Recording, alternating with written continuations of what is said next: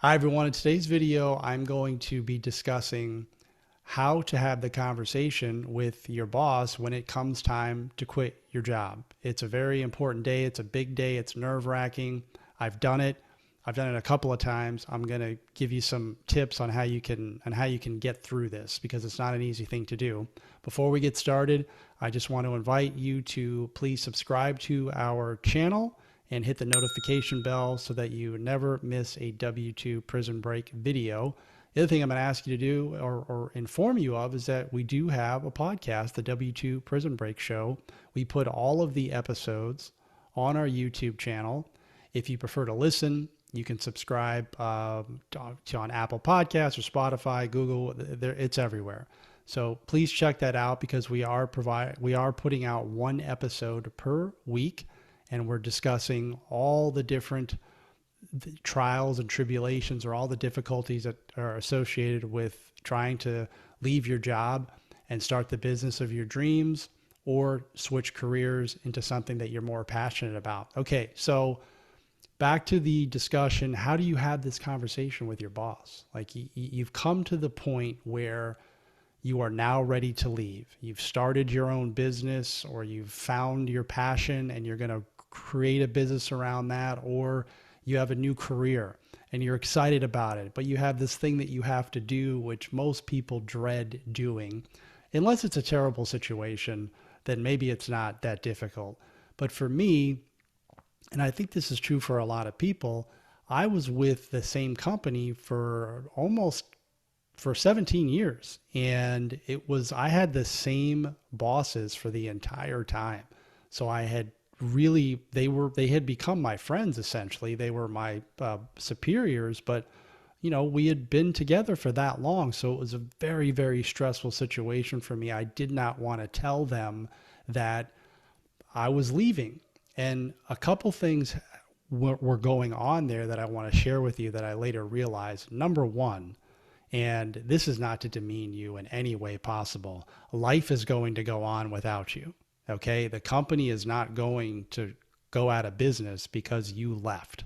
That's how I felt. Like, how are these people going to survive without Brian?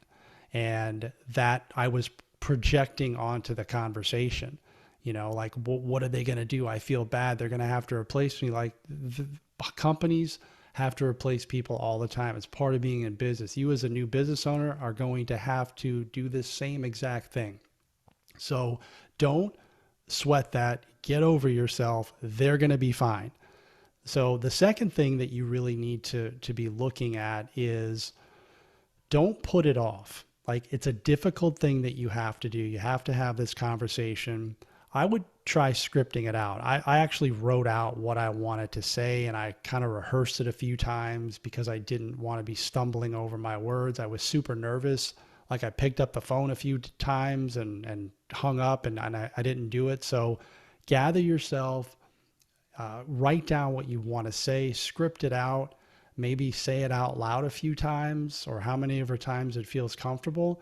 And then you got to make the dial, you got to make the call and say, hey, look, this is the decision that I've made. My conversation went something like this. I said, look, this is a difficult conversation for me to have with you. I'm just going to get right to the point.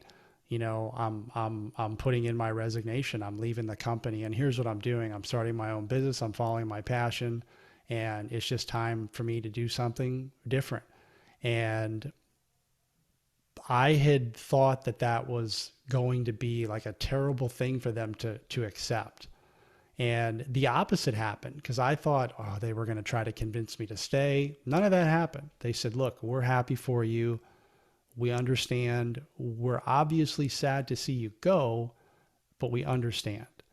And that actually made it a little bit even more difficult because then I was saying to myself, well, wow, what a great situation I had. Not that it was a bad situation. I just wanted to be my own boss. I wanted to run my own business. I wanted to be away from, I wanted to stop traveling and be with my family, be with my son. I was missing him grow up.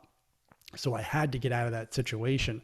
And then the way they just handled it just let me know that I was in the right place for a long time. And I was around good people. So I was fortunate there.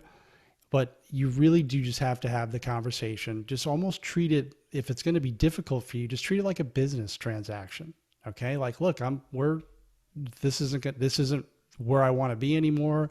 I don't have any hard feelings. Let's just we're parting ways, and I'm moving on, and I wish you the best. And, so long. Now you have to go through all the HR stuff potentially, but I just want to talk about the actual conversation, because that can be challenging, and just getting up the nerve to do it, right? Like you've already gone through so much, whether you've hired a coach, whether you've worked with me personally or someone else, and you've gotten to this point where you're ready to transition, and you're starting your new business and you're going all in, but now you have to, cut the ties, right? And end your career as a W-2 employee. These are some tips that'll help you get there.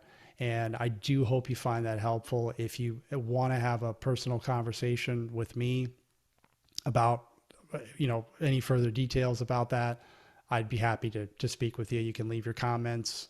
You can reach out to me. I'm pretty accessible. If you go through our website, you can contact me, and we can have a conversation about how I can help you there. So I hope this video is helpful. Please do leave your comments below, and as always, make it a great day.